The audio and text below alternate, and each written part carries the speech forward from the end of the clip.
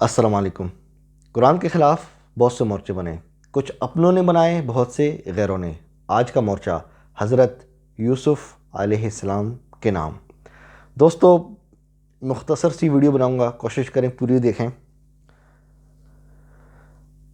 روایت پرست لوگ جو ہیں، جو روایات کو بھی مانتے ہیں،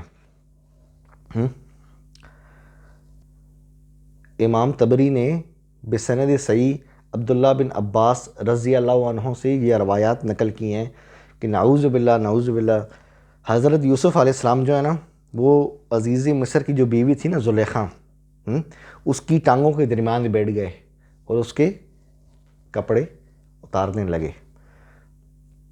یہ قرآن کی ایک آیت کی تفسیر میں ابن عباس نے بیان کیا ہے۔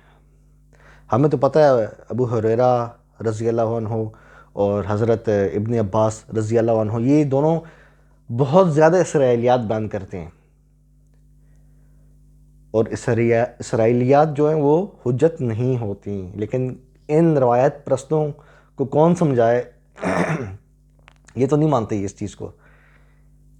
دوستو، ابھی آپ کی اسکرین پہ آیت چلے گی، میں قرآن شریف میرے ہاتھ میں پڑھتا ہوں اور پھر میں اس کی مزید تفصیل آپ سے شیئر کرتا ہوں۔ یہ سورہ یوسف ہے اور اس کی آیت ہے 24۔ اعوذ باللہ من الشیطان الرجیم، بسم اللہ الرحمن الرحیم۔ وَلَقَدْ حَمَّتْ بِهِ وَحَمَّ بِهَا لَوْلَا أَن رَأَىٰ بُرْهَانَ رَبِّهِ كَذَلِكَ لِنَصْرِفَ عَنْهُ السُّوءَ وَالْفَحْشَاءَ إِنَّهُ مِنْ عِبَادِنَا الْمُخْلَصِينَ۔ دوستو، یہ جو آیت ہے نا، وَلَقَدْ حَمَّتْ بِهِ وَحَمَّ بِهَا، اب جو روایات مطابق نا ہمیں عزیز مصر کی بیوی کا نام پتہ لگتا ہے زلیخا، تو زلیخا نے قصد کیا، ارادہ کیا حضرت یوسف علیہ السلام کا، وہ تو ہمیں پتہ ہے، اس کی سوچ گندی تھی، اس نے ارادہ کیا کہ میں نے غلط کام کرنا ہے۔ اچھا، یوسف علیہ السلام پہ یہ لوگ الزام لگاتے ہیں جو روایت پرست ہیں کہ انہوں نے بھی ان کی نعوذ باللہ، جس طرح کہ آپ کی اسکرین پہ بھی روایت چل رہی ہے، ابن جریر الطبری نے عبداللہ بن عباس سے نقل کیا کہ وہ حضرت یوسف یعنی ان کی ٹانگوں کے درمیان بیٹھ گئے اور ان کے کپڑے اتارنے کے لیے۔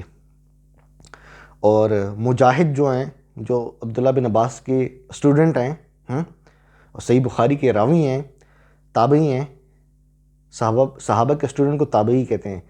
یہ جو تابعی ہے مجاہد، یہ کہتا ہے کہ وہ شلوار اتارنے کے لیے بیٹھ گئے۔ سروال کا لفظ بھی آپ دیکھ پا رہے ہیں اپنی اسکرین پہ۔ یہ اگلی روایت بھی ابن جریر الطبری صاحب نے اپنی سند سے نقل کی ہے۔ تو دوستو، روایت پرست کیا سوچتے ہیں یہ تو آپ کو پتہ لگ گیا، لیکن قرآن کچھ اور کہہ رہا ہے۔ حضرت یوسف علیہ السلام کے بارے میں نا، وَحَمَّ بِهَا لَوْلَا أَن رَأَىٰ بُرْهَانَ رَبِّهِ، یوسف علیہ السلام نے تو قصد کیا ہی نہیں، ارادہ تو کیا ہی نہیں۔ اس کا مطلب ہم ترجمہ اس طرح کریں گے، اگر اپنے رب کی دلیل، برہان، اپنے رب کی طرف سے کوئی دلیل حضرت یوسف نہ دیکھتے تو وہ بھی قصد کر بیٹھتے، لیکن اللہ نے ان کو بچا لیا۔ اللہ نے حضرت یوسف علیہ السلام کو بچا لیا۔ یہ نہیں کہ حضرت یوسف نے بھی کوئی ارادہ کیا یا اس کی ٹانگوں کے درمیان بیٹھ گئے، جس طرح یہ صحیح روایات جو یہ روایت پرست بیان کر رہے ہیں اپنی سند سے، ان کی نزدیک یہ روایات صحیح ہیں، اس کی سند صحیح ہے۔ قرآن یہ کہہ رہا ہے کہ اگر رب کی طرف سے وہ برہان دلیل نہ دیکھتے تو وہ بھی قصد کر بیٹھتے، لیکن اللہ نے ان کو بچا لیا، اور اللہ ہمیشہ اپنے پیغمبروں کو بچاتا ہے۔ اگلی پوری آیت دیکھیں، کذالک، اسی طرح، لنصرف عنہ السوء والفحشاء، ہم نے یوں ہی کیا اس سے برائی اور بے حیائی کو دور کر دیا، اللہ نے بچا لیا۔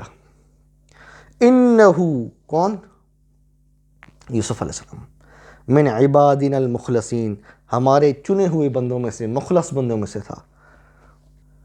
دوستو، قرآن کے مطابق یوسف علیہ السلام چنے ہوئے مخلص بندوں میں سے تھا اور اللہ نے ان کو بچا لیا۔ حضرت یوسف علیہ السلام نے کوئی ارادہ نہیں کیا، نہ عزیز مصر کی بیوی کی ٹانگوں کے درمیان بیٹھے، نہ ہی کپڑے اتارے، جیسا کہ یہ روایات جو آپ کی اسکرین پہ چل رہی ہیں ان کے مطابق۔ انجینئر علی مرزا یا مفتی طارق مسعود، کبھی کسی نے آپ کو یہ بات بتائی ہے؟ نہیں بتائی نا، چھپاتے ہیں۔ کب تک چھپائیں گے؟ کب تک چھپائیں گے؟ حق تو ایک دن ظاہر ہو ہی جاتا ہے نا دوستو۔ یہ ساری روایات اسرائیلیات میں سے ہیں، ان پہ لگے گا کانٹا ہمارے نزدیک۔ جو روایت پرست، جو آپ میں سے بھی لوگ جو روایتوں کو مانتے ہیں، آپ ان روایات کو صحیح مانتے ہیں کیونکہ اس کی سند صحیح ہے۔ آپ لوگ سند کو مانتے ہیں، آپ کہتے ہیں سند صحیح تو متن بھی ٹھیک ہے۔ سند ٹھیک ہے تو آپ کو قبول کرنا پڑے گا۔ آپ مانیں گے کہ نعوذ باللہ ایک پیغمبر کسی عورت کی ٹانگوں کے درمیان بیٹھ کے اس کی شلوار اتار رہا ہے؟ نعوذ باللہ من ذالک۔ میں تو بولتے ہوئے کام پر ہوں اور آپ لوگوں نے تو لکھا ہے اور مان بھی رہے ہو۔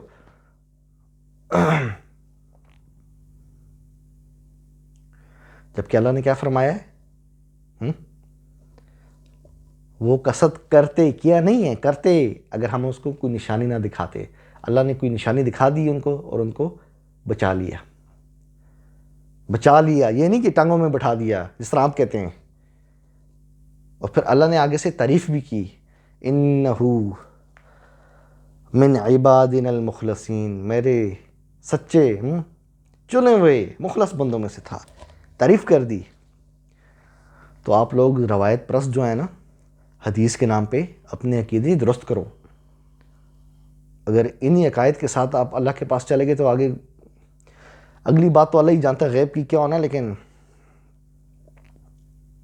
میرا مقصد آپ کو آگاہ کرنا تھا۔ واپس قرآن کی طرف پلٹو۔ آپ کہتے ہیں نا یہ احادیث ہے نبی کی، نبی کی احادیث بھائی ہے ہی نہیں، یہ نبی کی حدیث ہے ہی نہیں۔ حدیث کسے کہتے ہیں؟ بات کو، میں آپ سے بات کروں آپ سن رہے ہو، ہے نا؟ اب میں کسی ایک بندے سے بات کروں، وہ آگے دوسرے کو بتائے گا، دوسرا تیسرے کو بتائے گا، تیسرا چوتھے کو بتائے گا، چوتھا پانچویں کو بتائے گا، وہ پانچواں آپ سے آگے بات کرے گا۔ دیکھو میری بات کے اندر کتنی باتیں مل جائیں گی، ہاں میری بات کے اندر کتنی لوگوں کے ذہن، ان کے الفاظ کی ملاوٹ ہو کے آپ تک پہنچے گی، پھر میری بات تو نہ ہوئی۔ یہی حساب نبی کی احادیث کا ہے۔ صحابی سنے گا، پھر تابعی سنے گا، پھر تابعی کا اسٹوڈنٹ تبع تابعی سنے گا، پھر اس سے آگے والا سنے گا، پھر محدث سنے گا۔